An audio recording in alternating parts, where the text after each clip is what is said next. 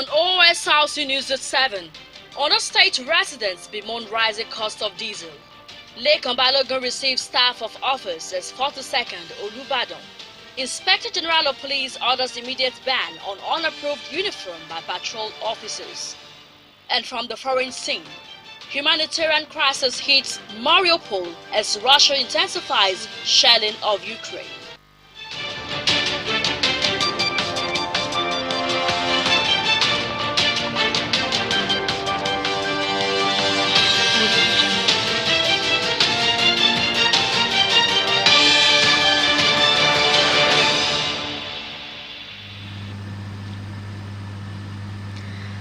Thank you for joining us. The Elections Petitions Tribunal set up to hear disputes from the February 26 Akure North, Akure South Federal Constituency by-election says it is yet to receive petition from any candidate. Secretary of the tribunal, Segun Awojobi, said aggrieved candidates still have till the 19th of March 2022 to submit their petition to the Ondo State capital. The by-election to fill the vacant House of Representatives seat in Akure North South Federal Constituency on the 26th of February was concluded with the declaration of results by the Independent National Electoral Commission (INEC) on Sunday, the 27th.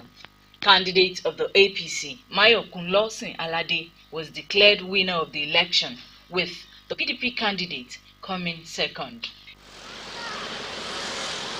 In a bid to hear and settle all grievances arising from the election, President of the Court of Appeal, Justice Monica Dongba-Mensem, exercising the power conferred on her by Section 285, subsection 1 of the Constitution, set up a National Assembly Tribunal in Ondo State to hear petitions from the by-election.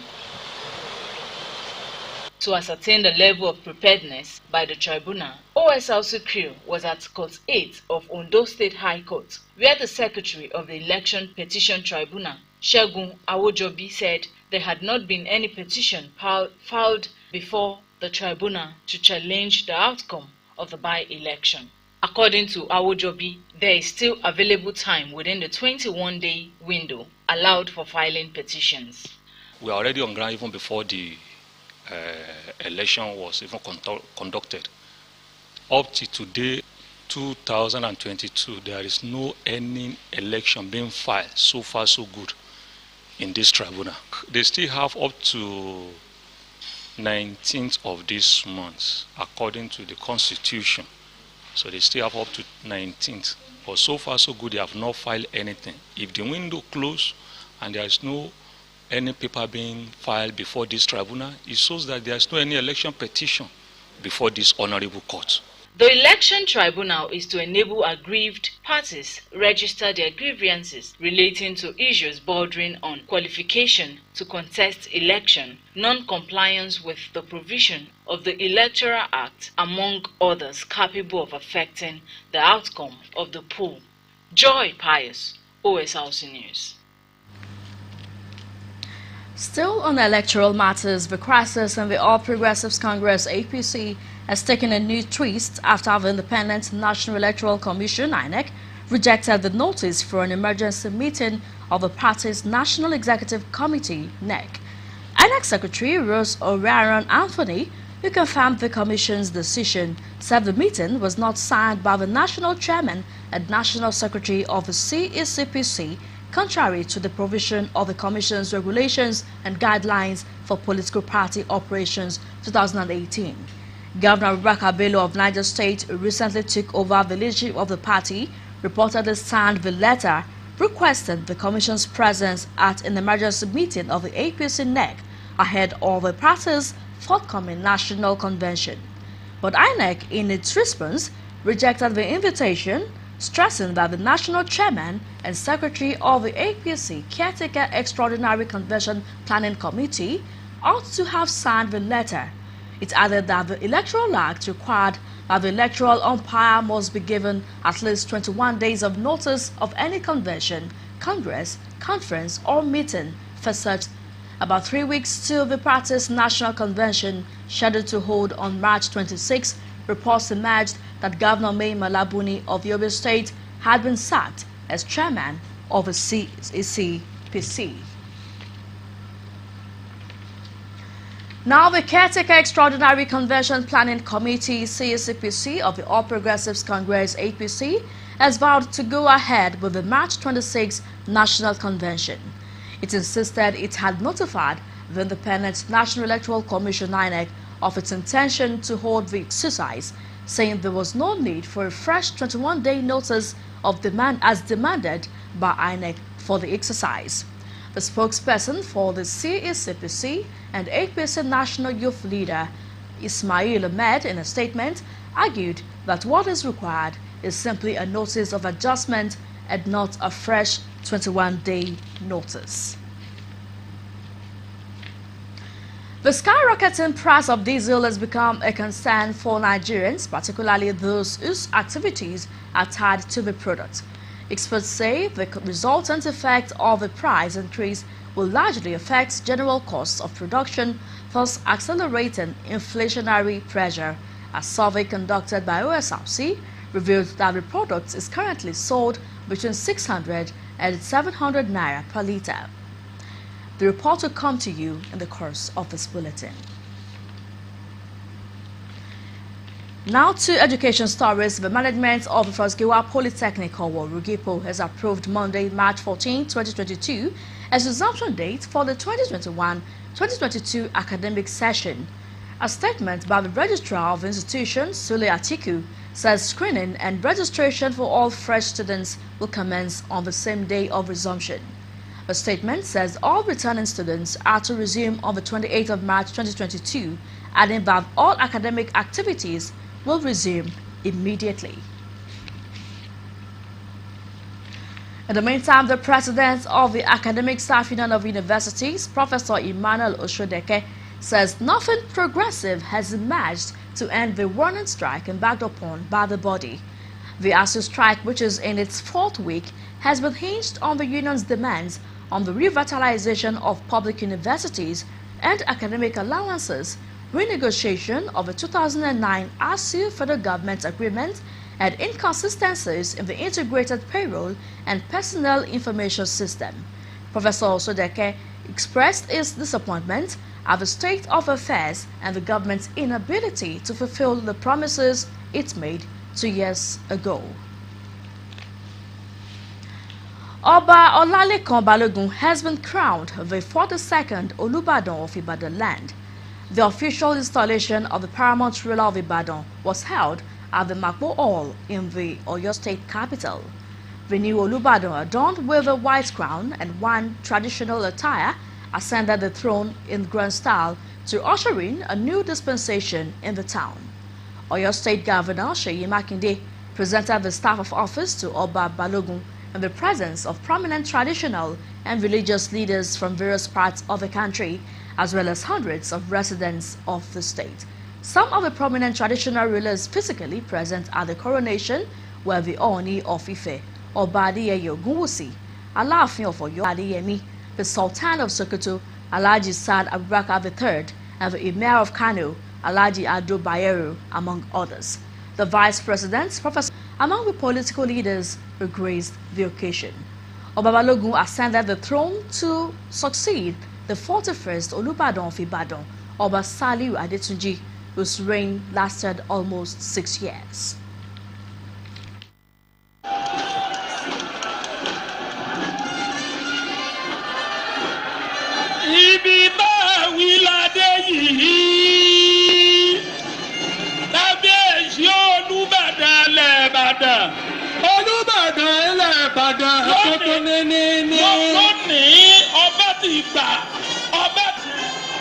Ẹ ṣeun o, ẹ jẹ́ ká parí eléyìí náà. Tábà ti fún wọn ní ọ̀pá àṣẹ, a tún fún wọn ní instrument of office. The instrument of office as the Olubadan of Ibadan land, my father. Thank you. When the demise of Oba Saliu Adetunji, the 41st Olubadan, was announced, it sparked conversation around the unique monarchical system being practiced in Ibadan, Oyo State capital. For centuries, the emergence of an Olubadan has remained undisputed, as anyone who would automatically ascend the throne is known even before the demise of a king, with no rancor ensuing. In the month of January, at the time of the late Olubadan's passing, Sahid Aribisala in this report spotlighted the unique succession plan to the throne of Olubadan.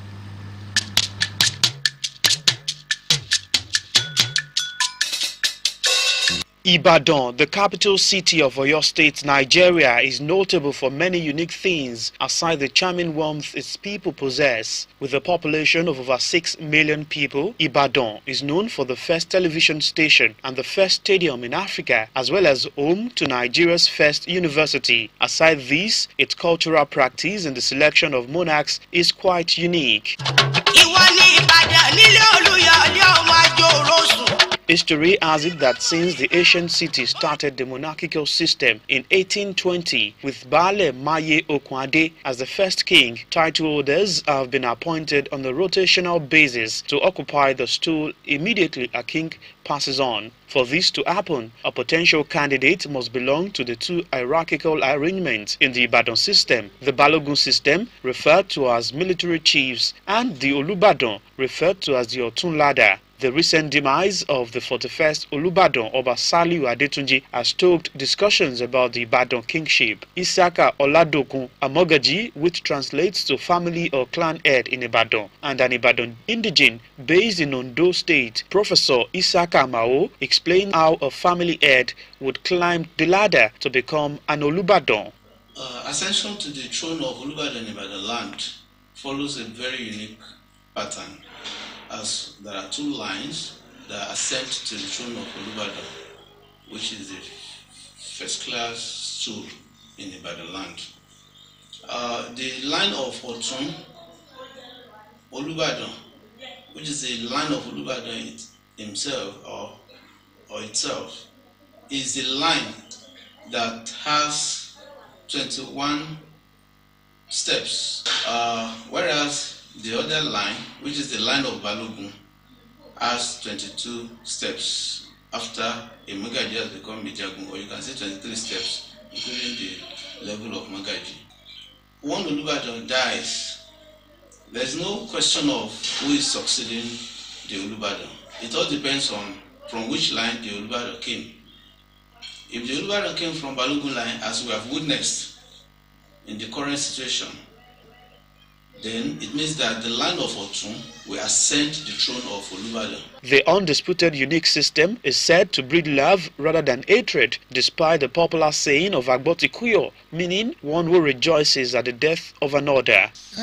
Agbotikuyo, yes, in the sense that, like I said earlier, you go through the ranks and start waiting. If you are on, let's say you are on number 3, somebody is on number 2, somebody is on number 1. If you are waiting, number 3 dies, meaning say you move up. You understand? And if you are fortunate again, before the turn of number 1, he dies, you move to number 1. While it is said that the people of Ibadan will for 21 days mourn Oba Saliu Adetunji, who spent 5 years on the throne, the gaze of many is now set on former Senator Lekan Balogun, who is the highest-ranking chief, to step into the shoes of his forebears. Sahid Aribisala, Osrc News. The Lagos State government has refuted claims that it has appointed Musiliu Akinsoya, also known as MC Oluomo, as the general manager of the state's Transportation Parks and Garages Management Committee. Mr. Jibril Gawat, who is a senior special assistant to Governor Babajide Sanwo-Olu on new media, said the governor never made such an appointment. He urged residents of the state to ignore any report of such, stressing that the claim was nothing but fake news. MC Oluomo's suspension by the national body of the union was announced in a letter on Wednesday. In a bid to ensure the safety of residents, the Lagos State government suspended the activities of NRTW in all parks and garages across the state. You're still watching Osrc News at 7. We'll take a break now. When we return, Police IGP frowns at flagrant violation of approved Nigerian Police Force dress code by officers on patrol. Do stay with us.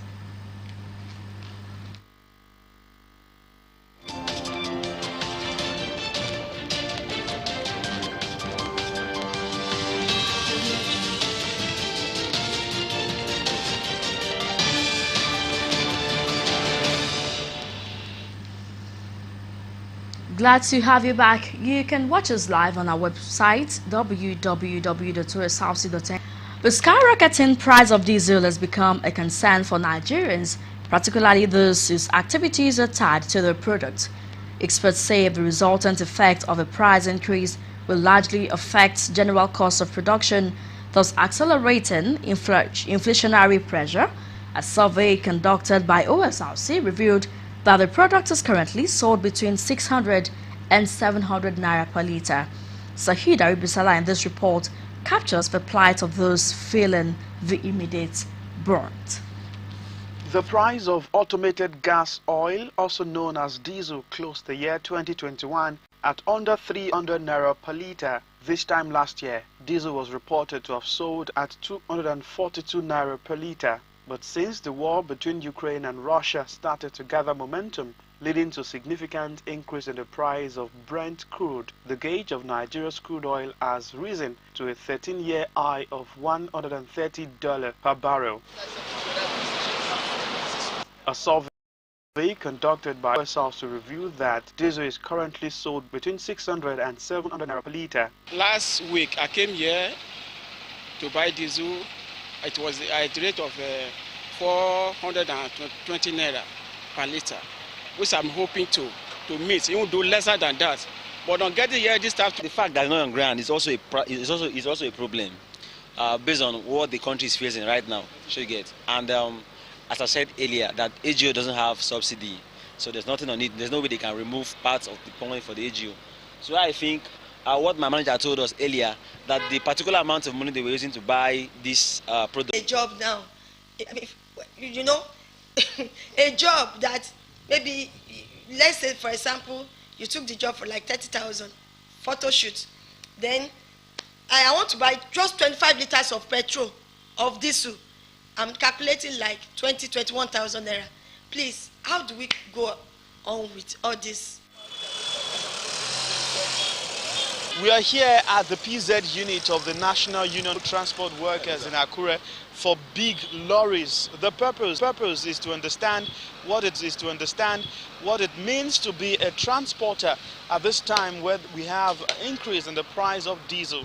The trucks are serving the whole nation with the food, with the fuel, with every moving cost. Nobody will try to negotiate or to come. Owner of a warehouse is carrying a truck of 12 tire at the rate of 300,000 from Apapa down to Akure, whereas now he's getting to carry 70,000, 80,000, and now we don't see any even customer to come and book our motor to carry goods. While experts have projected that the increase in diesel price is expected to triple the cost of production and enhance the inflationary pressure on the country, Mr. Olubayo Aduloju, an entrepreneur and project consultant, opined that resolving Nigeria's refining capability must stop. At this point, if we were refining fuel in Nigeria, what we'll be making is more money, because we will just sell the crude to the international market and make more money because it has gone up. But because we are also buying finished products, it becomes a problem. The war between Ukraine and Russia may be ongoing miles away from Nigeria, but its ripple effect is being felt by ordinary Nigerians who only catch a glimpse of the development on television. Sahida Ribisala, Osrc News. The emergence of Chidima Ojukwu, who is standing trial for alleged murder, the winner of a beauty pageant held at Kirikiri Correctional Facility, is raising dust among Nigerians. While some say nothing wrong in their participation in the beauty pageant, others describe it as insensitivity to the family of the late Super TV CEO, allegedly murdered by the suspect. Chidima, a student of University of Lagos, is standing trial on 9 counts charge, including alleged the alleged killer of the Super TV boss Osifo Ataga on social media in a beauty queen regalia on Wednesday is unsettling the thoughts of many Nigerians. The viral photos show that the murder suspect won a beauty contest held at the Kirikiri Correctional Facility in Lagos to mark the 2022 International Women's Day. Chidinma was reported to have defeated other inmates to emerge Miss Cell 2022. Chidinma has been standing trial since October last year on 9 counts. Their space has been generating reactions among Nigerians, including Mr. Kayode Oladipupo, Shemola, and others who described it as insensitivity to the plight of Ataga family. There's discretion should have been displayed. In the first place, one continue to wonder what is the place of pageant beauty in correctional center. What value is that going to add? If he's learning a trade, if he's going through moral readjustment, one can understand that. The prison is supposed to be correctional to take serious note that this was a very huge error, putting that in on the front page of newspapers all over the country. Two Akure-based legal practitioners, and Osrc. For somebody that has been convicted, where you can still say, where you are trying to correct him, to make him look acceptable to the society after he or she must have maybe completed the punishment or sentence. So, but for somebody awaiting trial, I don't think is good enough. It's not even good at all. Is she starting trial right now? Yes. Is the trial ongoing? Yes. Will she be convicted eventually? Nobody can tell. But pending when that conviction is, she still has some rights as an inmate, even if not there. The law still presumed her to be innocent. The public relations officer of the Lagos State Correctional Command, Rotimi Oladopo, in a statement, has defended Chidinma's participation, saying the contest was opened to convicted and awaiting trial female inmates. Investigation shows that similar beauty pageants has been held in many correctional facilities across the world, signposting that the prison is not only for punishment, but also for the rehabilitation of inmates through productive engagements. We cannot run away from the fact that things like this have been happening for years. I mean, even not in Nigeria, we watch movies, we watch how prisons are set up in other countries. Prisons conduct football competitions, and they give awards to the best footballers. So it is not wrong for them to host a beauty pageantry. While the issue continues to generate controversies, Nigerians are not wishing away the obvious fact that authority of the correctional facility erred in letting out the pictures of the events. Richard Ilesomi, Osrc News. The Inspector General of Police, IGP Usman Al-Kali Baba, has expressed dismay at the flagrant violation of the approved Nigeria Police Force dress code by officers that patrol and guard, stop and search and other routine police operations. IGP noted that the aforementioned officers have formed the habit of wearing t-shirts, caps of Special Forces, Gallant Mopole, Scorpion and other inscriptions while on duty. The IGP has therefore ordered an immediate ban on such unapproved apparels, describing it as unacceptable. Now to the foreign scene. Mariupol is struggling for food and fuel after days of Russia bombardment. Ukraine says more than 1,300 people have been killed there. Richard Ilesomi has the report. In Mariupol, they are burning their dead in mass graves. What was unimaginable 2 weeks ago is now a daily life. There is no time for proper goodbyes. The southern Ukrainian city, base of Russian shelling, has killed more than 1,200 people. Bodies are being buried in the yards of the apartment blocks. It's so scary. We can't live like this. Pray for Mariupol. We are being bombed from all directions. And it is getting worse. Yet another attack leaves residents in this reached western Ukraine, but most people fear it won't be long. Outside the city of Kharkiv, agricultural land like this is key towards efforts. The war created a new